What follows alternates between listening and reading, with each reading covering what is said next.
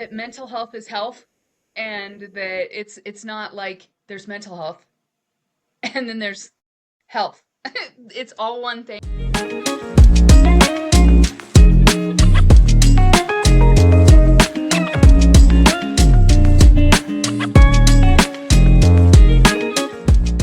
So, thank you so much for being here today. We are really excited to host you for this podcast. I think the good starting point for our conversation will be if you talk a little bit about your own personal journey and your mission behind Mind of Peace organization you are running. As far as my personal journey with Mind of Peace counseling, it was dreamed out of into existence, I guess, in December of 2020, and as everybody knows, that was COVID, and everything that happened with that was like in full swing. So um, I was working in a mental health hospital at that time, and I wanted to um, be able to continue to help people, and the world was struggling, and telehealth just seemed like the way to Yeah, go. yeah, makes sense. And I think there are, in my humble experience, there are two key defining moments in healthcare, or I would say. One was definitely COVID that transformed a lot of business, and it gave us a sense that telehealth is a viable option for providing care. And the second one is, I believe right now we are navigating through such a rapid shift in technology and artificial intelligence and technology coming in more and more. So I believe both of these phases are defining phases for especially for healthcare. So if we talk about your experience during COVID, I think mental health organizations they started noticing spike in their demand, spike in uh, customers and patients. So, how do you recall that time and where we are right now? Do you still are you still using virtual care or telehealth, or currently the patients you are providing health care are using in-person visits? I think that telehealth is always going to have a place in mental health. I think that in-person care is always going to have a place in mental health.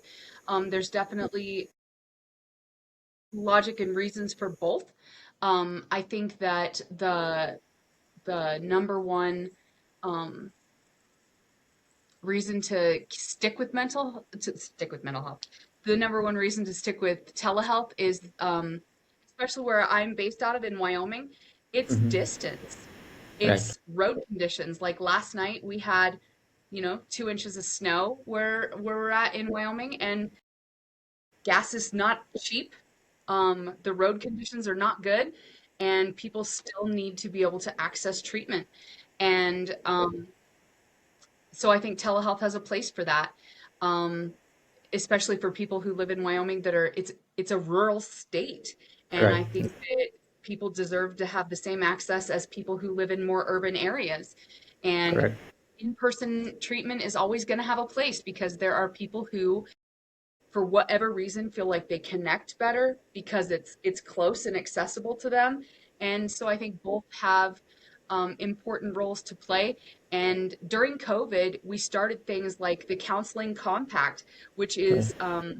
led by Greg Searles, who um, started or left Wyoming's board to go lead that forward, which is amazing. Right. The world needs more cowboys. I'll believe that forever. Um, Right. and he's over there working on that. And the biggest struggle that I see right now is that people are not people, but insurance companies are saying that, oh, well, if you don't live in the state, if you're not a resident of the state, you can't provide care. And during COVID, we did all of these things to advance clinicians' abilities to see people across state lines. And now we have insurance companies pushing back on that, saying you can't provide care, even though you're licensed. even though you've done all this work, now we're going to restrict you again, which is really frustrating. Very frustration. And I think everyone we talk to, insurance is a kind of a pain point for them. Like there are a lot of things that needs to be improved on that front. But I think we want to talk a little bit more about Mind of Peace. Of course, Okay. what this organization is and what kind of mental health counseling you are providing. Is there a wide range of services, or is there a wide range of therapy you are providing? So, what makes this a great organization in your opinion? Um, I think Mind of Peace is a great organization because we provide individual, family, and couples counseling for folks looking to work on relationships or work on trauma or help young people with the transition from childhood to adulthood. So we offer numerous modalities in treatment from EMDR to CBT to DBT to, and the clinicians that work at Mind of Peace definitely have a varied range of experience and interests, and so it allows us to provide a wider range of treatment and therapy to address a huge array of needs. Yeah, yeah, I think that's what was very impressive on the website as well. That typically in mental health, there are usually a specific niche that companies are focusing, or mental health providers are just focusing on one particular niche and providing care in that. But seems like you have a spectrum of services that you are providing. And that brings me to my next question. How big is your team right now, especially the clinician team? How many people you have on your team at the moment?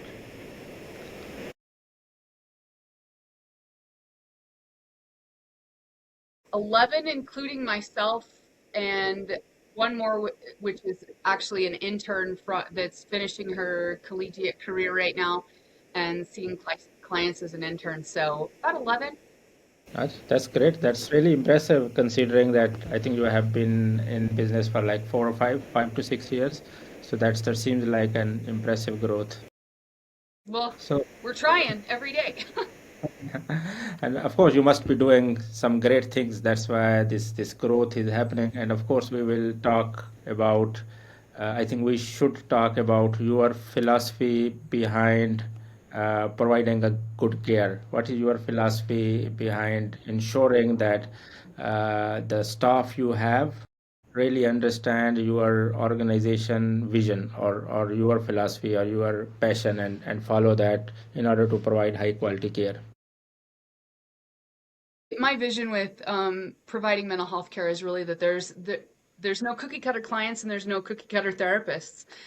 Everybody is going to have really specific different needs, and we want to honor that and allow that we would have different personalities and different approaches to care. And we have an intake process that allows us to meet people where they're at and get kind of a snapshot of what they're looking for, and then utilize that to with our intake team to match that person, not only with a person who's licensed in their state, but a person who is going to match most closely with what we are guessing would be a good fit for them. And then we trust our clinicians to get in there, make a final determination, and feel like if that patient is a great fit for them, great, then we've done our job. And if that's not a great fit for whatever reason, that our clinicians let us know, and we have an opportunity to kind of, rematch that person with somebody who's going to be a closer fit with them. But ultimately,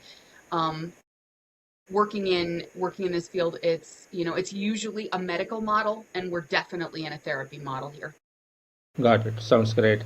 So, if we talk about little bit about technology, how much technology you are using right now at your end? Do you have, for example, are you using EMRs? Are you using any tools like that that helps you with automating patient appointments, keeping track of patients' previous history, or maintaining the track of appointments and all those things?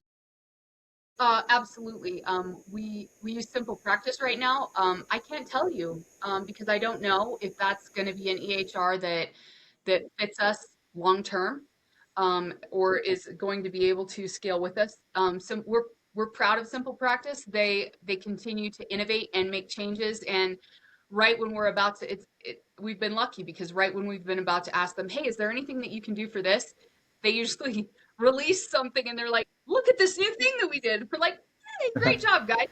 Yeah. So they're kind of on par with us as we're growing right now, and we really love Simple Practice.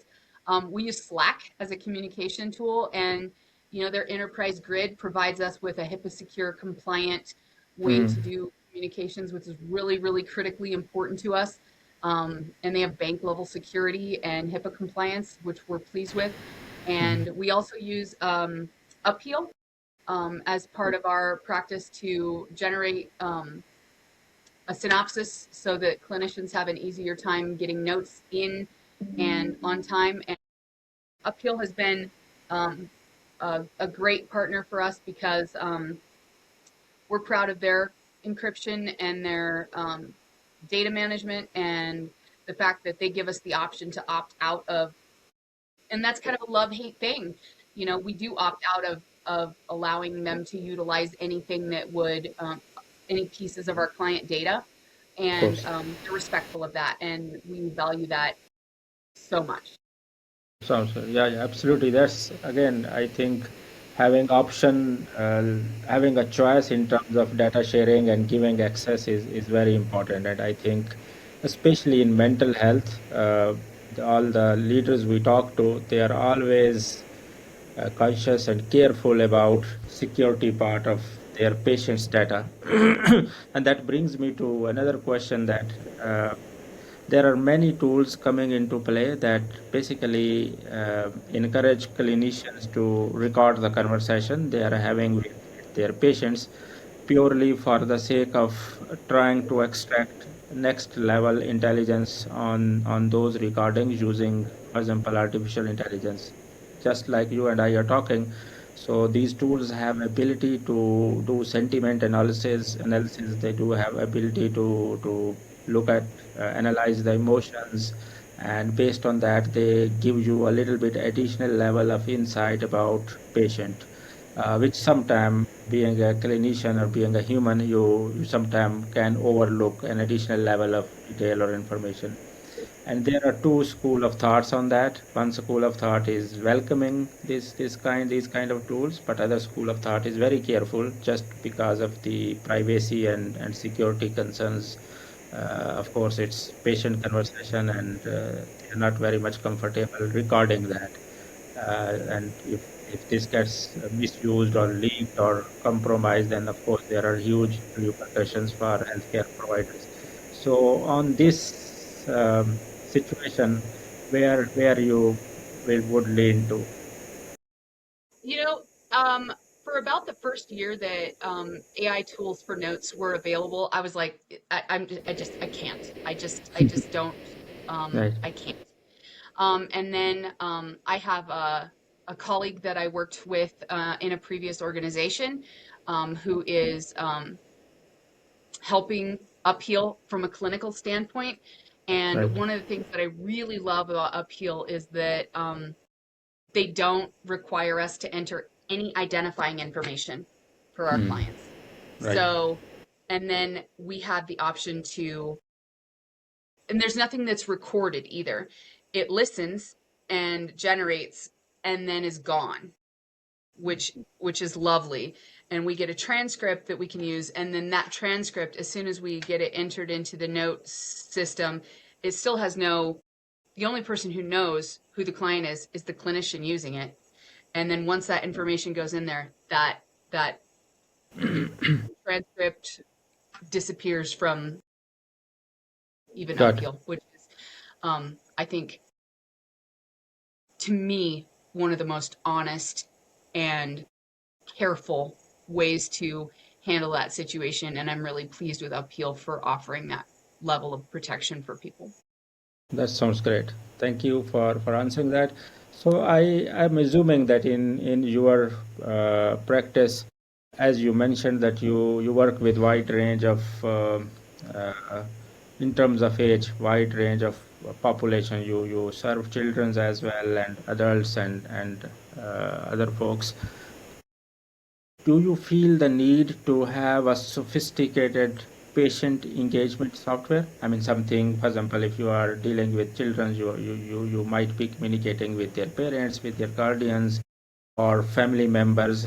Do you feel that in mental health space there is need to have a patient engagement type tools in place where you should be using technology to, for example, send out some information, send out some maybe some video to look at or check out, or maybe send out some exercises to do at home or some practices to adopt? Is this something that is common in mental health practices, or you feel that this is something that should be adopted? I have to lean back into simple practice, our EHR again. It gives us that flexibility to, if we have let's say we have a session with, because we do work with kids, but our work with kids is really, they're usually about 10 years old when we start doing that. And if we need to talk to the parents or something like that, we can reach out to the guardian inside that simple practice framework, which allows us to have that really tight HIPAA security. But if we wanted to send like a 25-year-old patient a video that we wanted them to, hey, look at this YouTube video. There's this TED Talk. It's really, I think Yes. it would be applicable for you. Check this out. This other, how about check out this book, check out this article, check out, whatever. We can do that also with Inside Simple Practice, and we really appreciate them for that. That's great. I mean, that's what a typical patient engagement tool is supposed to do. And if you have it in under one platform, that is probably the ideal outcome. So if you That's what we have do. to, yeah, so if you have to talk about one challenge or one frustration that you face on in your day-to-day job, and if you have to answer it from two perspective, one challenge or frustration you face from a clinician point of view, and one challenge or frustration you face from an operational leader point of view, what those challenges are? Well, I'll start as a clinician then, because that's in my heart, that's where I'm always going to be. Um, I was a clinician before I was a business owner and manager, so I'll start there. Um, my, from that perspective, it's the insurance companies that are going to try to refuse to allow clinicians who are not a resident of that state and prevent them, even though they may be fully licensed, even though they're operating, within the confines of the law. The insurance companies that are going to try to get in the way and say, oh, you don't live in the state, so you can't provide a service. That's going to be our way. To me, that looks like insurance companies finding a way to not pay for care for people. And that doesn't feel good. And Yeah. it's hard on our patients, and it's hard on our clinicians who work so hard to be multi-licensed in multi-states so that we can provide a need for that people have expressed to us. Right. Um, as a business manager, I think my pain point is probably like website optimization and stuff like that, and making sure that people know that we exist so that we can attract people to help. And the cards are stacked against us as a smaller organization, and we know that, and we do the best that we can and go from Yeah. there. Of course, the future is digital, and you are right in I think it's a really smart uh, thinking process from your side, that you have it in mind that you need to optimize your website, maybe do a better SEO, search engine optimization for that, so that it should be more and more visible. And probably uh, you are also thinking about creating more brand awareness for Mind of Peace as well, because I think brand awareness is going to help you a lot. And on the same subject, do you also work on creating content for mental health that is out there for the sake of helping individuals, but at the same time that can redirect some of the traffic to your website or to your clinic? A little bit, but you have me caught there, because I am keenly aware that we need to do more of it. And Yes. I think it's a great service just to people in general, and we definitely want to participate in that. And from a business perspective, yeah, I think it would increase our visibility and bring people in. But at the same time, I find myself, recognizing that I'm only one woman at the end of the Yep. day, and the resources are thin because I'm not a company that was privately funded with a private equity firm. I'm not from an extremely wealthy family that financed my Yeah. adventure. This was something that I had to come up with on my own, do on my own, build on my own, and do so without that type of investment and resource management. Um, Of I course. come at this from a real blood, sweat, and tears perspective. That's why I really believe that stories like yourself are very, very popular, very, very powerful and authentic.